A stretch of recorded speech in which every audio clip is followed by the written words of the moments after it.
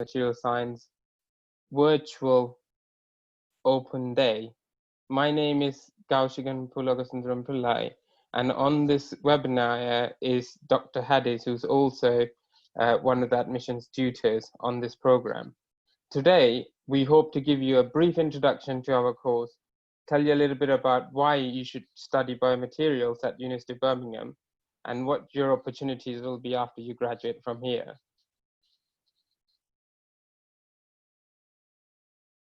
So once again, welcome to Biomedical Material Science Virtual Open Day. Our program is run by the School of Dentistry based at the Birmingham Dental Hospital, which is 10 to 15 minutes walk away from our main campus.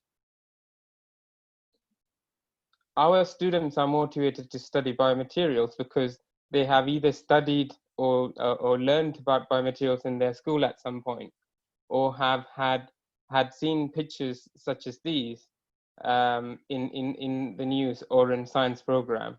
Here we have a very famous mouse called the Vacanti mouse.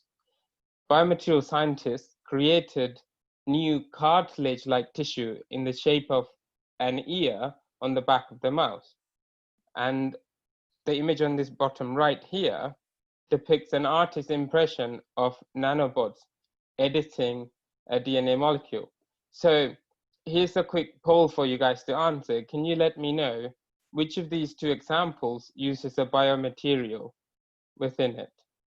So you have 10 seconds to answer that. So while you're answering that, so these images can be controversial, but they are very powerful in starting a discussion, and such discussions are very important for fields like this. And many of our students are motivated to study biomaterials after seeing such images. Can we see the poll results up, please? Well done, there you go. Most of you guessed it right. Yes, actually, both of them use biomaterials, but biomaterials in the traditional sense, in the Vacanti mouse, is a hydrogel that has been used to seed human cells within it and then implanted under the skin of the mouse, and then allowed to grow into this shape by placing a mold over it. So moving on. So what are biomaterials? So biomaterials play an integral role in modern medicine, and they're used to restore function and facilitate healing after injury or disease. Here is an example of a 21st century dental implant made from metals, plastics, and ceramics.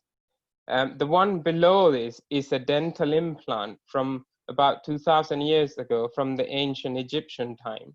Here, they're using gold wires to hold in place a couple of dog teeth. And in this example, the gold wire is a synthetic man-made material, while the dog teeth is the natural biomaterial. And these have been placed together to give function and aesthetic looks as well. So biomaterials have been around for a long time, but recently they've come in with advanced materials, advanced technology to allow us to use these in modern medicine.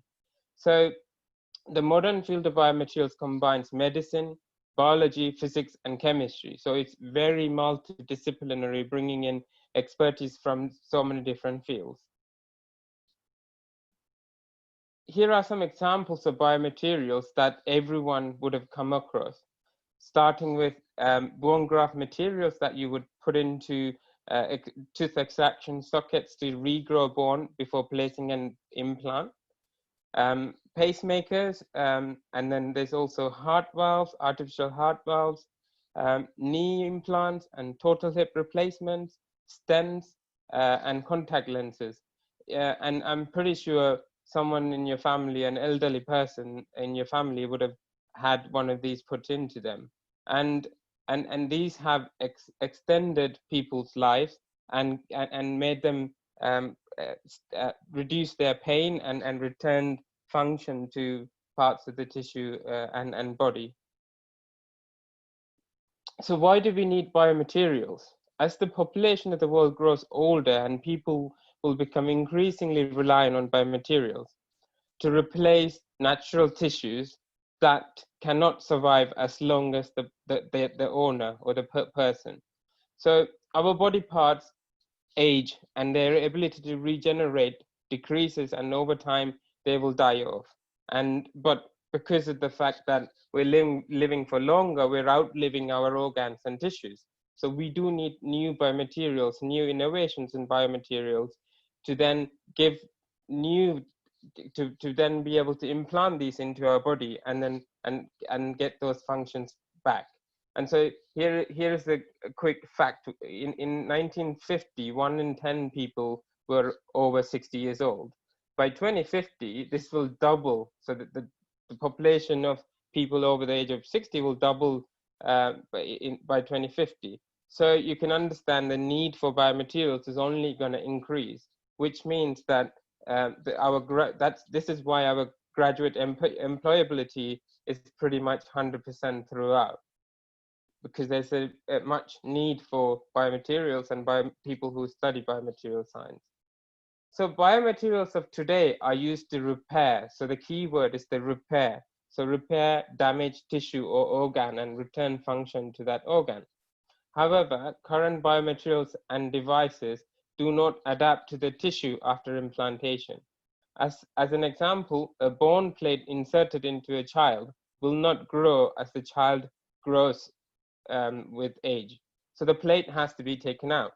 And then also hip implants have limited lifespans, typically between 15 to 25 years.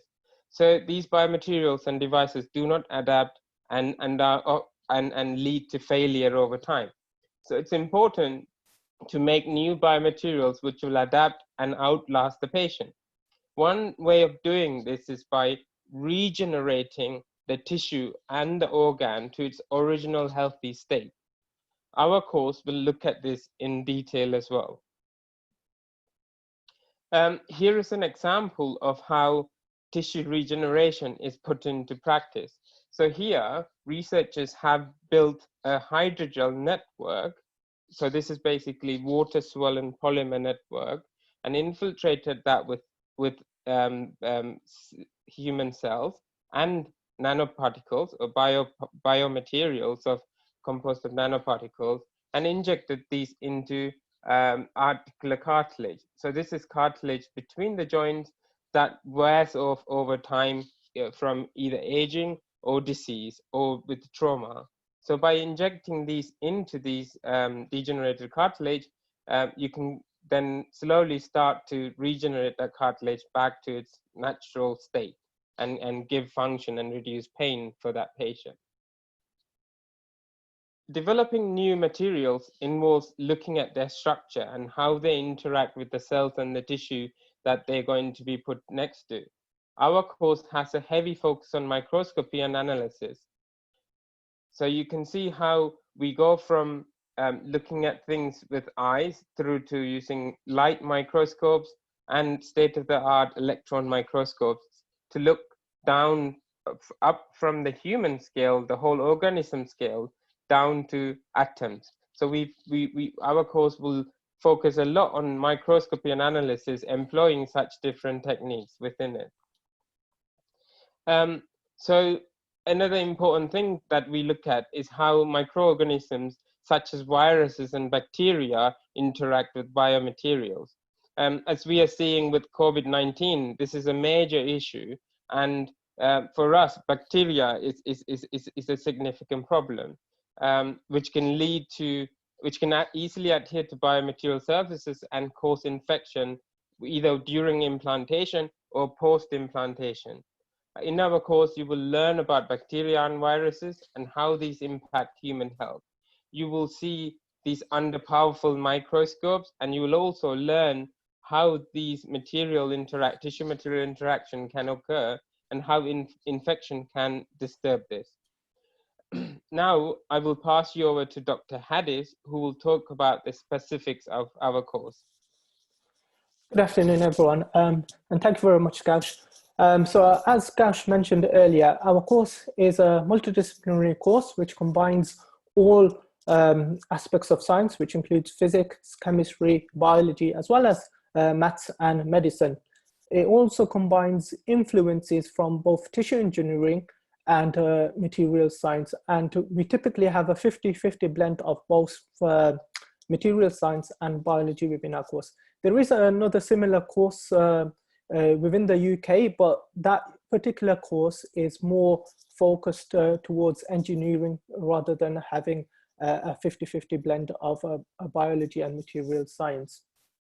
And we believe this blend, 50-50 blend, enables our students to gain invaluable experience as well as knowledge within biomaterials, which prepares them for good future prospects. And the key for this is the application of knowledge. Now, our syllabus is delivered through a number of different schools, which include dentistry, medicine, as well as metallurgy and materials. And this is delivered on campus, so on the main university campus, as well as the dental hospital or the School of Dentistry, which is, as Dr. Gash mentioned earlier, about 15 minutes walk from the main campus. We utilize a variety of different teaching styles, which includes lectures, tutorials, as well as case studies, which students will often do in groups, as well as practicals within the lab. So there is a wealth of support available to our students through both academics as well as a dedicated support staff, as well as through our tutorial or personalized tutorial systems. We have a remarkably low staff to student ratio, which is typically for every academic that we normally have about 3 students. And this is significantly lower than what is offered across campus, which is typically in the region of about 10 students to every 1 academic. So we do have very low staff to student ratios. The overall degree comprises of marks obtained in both years 2 and 3, with 75% of the mark coming from the year 3 modules. Of that, 40% of the marks are from a final research project, which amounts to a 20-week project, which is delivered over 2 semesters. Now, again, this is something that is substantially different to what is offered across other courses within the university. That being said, that other courses within the university typically over 8-week research projects rather than a 20-week projects. And we think this is an invaluable opportunity for students to gain experience in planning, managing and executing, and as well as reporting a scientific study, which obviously prepares them very well for further education, as well as moving into industry within the biomaterials fields. During the time at the university, from years 1 to all the way up to years 3, students will have access to state-of-the-art facilities, both at the university as well as at the dental hospital. So the majority of the time, students will be based at the Birmingham Dental Hospital, which is the home for the biomaterials students. And this is well equipped for biomaterials research, and there are several biomaterials research groups present at the School of Dentistry. And in particular, in the final year of the project, students will typically go into one of those research groups to undertake their research projects. Now, state-of-the-art facilities include scanning electron microscopes, confocal microscopes, as well as a range of different spectrometers, as well as universal testing machines, and very well equipped chemistry and biology labs. And this is all, as I mentioned, located within the Birmingham Dental Hospital. So the Birmingham Dental Hospital is a relatively new building. So it was built in 2015, and we moved in 2016. And it's located with the iconic Pebble Mill site within Edgbaston. And as I mentioned, this is approximately 10 to 15 minutes walk from the main campus. And it offers, as well as advanced research technology, it offers beautiful green landscapes within the areas of the estate. And this, we do actually have a tranquility garden, which is just to the right of the image shown on this picture. So again, as I mentioned, the School of Dentistry is 10 to 15 minutes walk from the main university campus, which is shown on the top right of this image. And the old Joel Clock Tower, which my colleague is pointing to at the moment, is again 10 to 15 minutes from the main home for biomaterial students. And again, this is all within walking distances of other schools within the university, which includes medicine, as well as the Queen Elizabeth Hospital, which is all within about 20 to 25-minute walking distance. Within the building is a very light, very open space full of natural light, which we believe provides an excellent learning environment. Our school office is actually located within the 3rd floor of the building, as well as our research labs. And the images here show the very light open space, again, which provides a very nice learning environment for our students. Within the building, we also have dedicated large lecture theatres within the ground floor of the building, which are used by biomaterial students as well as dental students and dental hygiene students. And we also have dedicated seminar rooms as well as tutorial rooms which are also used by our students. We have an excellent track record. Our course has been running since 1993 with a total number of total graduates in 25 years, including the current graduates which graduated about a week ago. And that amounts to 378 students in total over the 25 years. We have an excellent employment and further careers record, as alluded to by Gaush earlier on. This amounts to 36% going to regular jobs, with around 90% in gainful employment within 6 months. 40% of our students choose to go into study a further course, with half of those studying dentistry post-graduation through the graduate scheme to dentistry. 24% of our students go into further education in the form of undertaking research-based master's programs or PhD programs, and many of our students choose to stay on within our school to take either one of these programs. And you will hear a talk later on by one of our current PhD students, who was actually a biomaterial student before her PhD. So a quick poll, what do you guys see yourself doing after your degree? Is the poll set up or?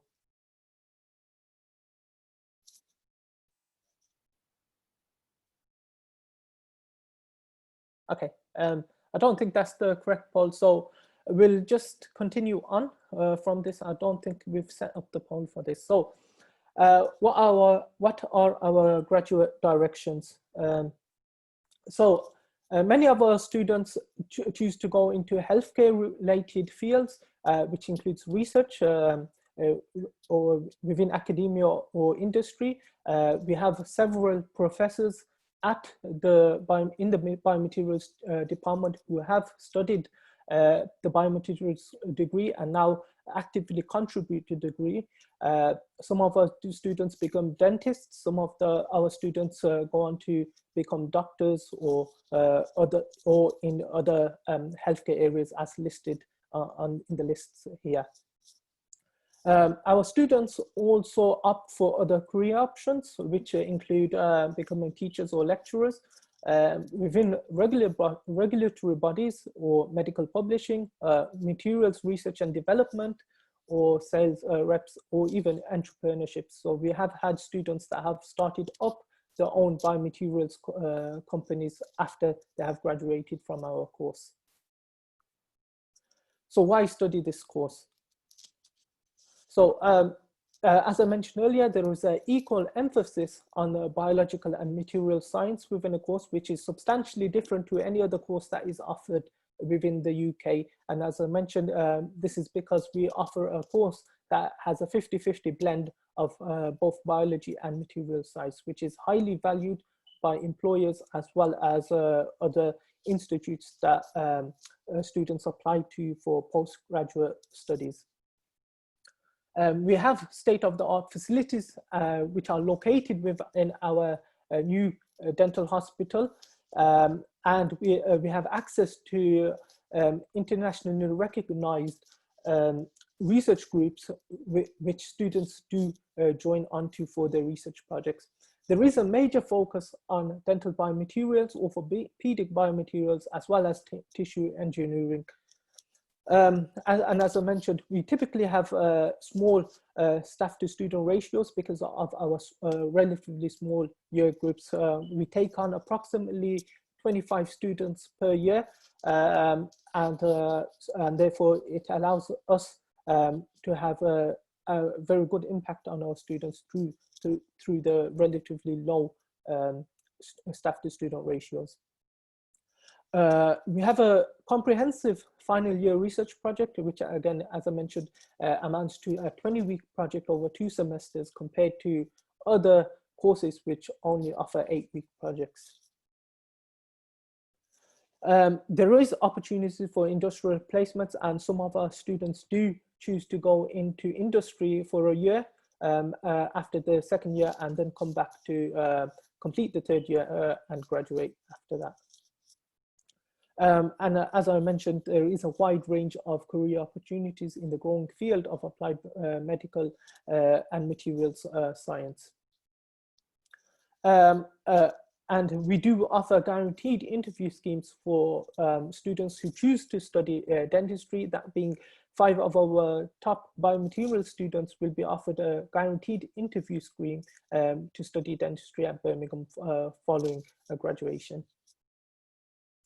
So what are the entry requirements? So the entry requirements are students will require to have at least 3 A levels, 2 at A and 1 at B, and 2 of those need to include sciences. 1 must be either biology or chemistry. We do offer personal attainment offer for candidates that have AAA predictions, as well as 7 GCSEs at A. For international students, we require 32 international bachelor points. We also consider other qualifications, which include foundation year, access to science course, as well as BTECs. And the advantage of applying to this course is that there's not a requirement for interviews, as it is a science course. Personal statements are less relevant. There is no course-specific AS or GCSE requirements, except for the requirement to have at least biology or chemistry. There is no work experience required, as again, it is a science course. And with that, I would like to thank you very much for your time. And if you do have any questions or would like to get in contact with us, our details are shown on this slide. And again, thank you very much for your time. Okay, thank you very much.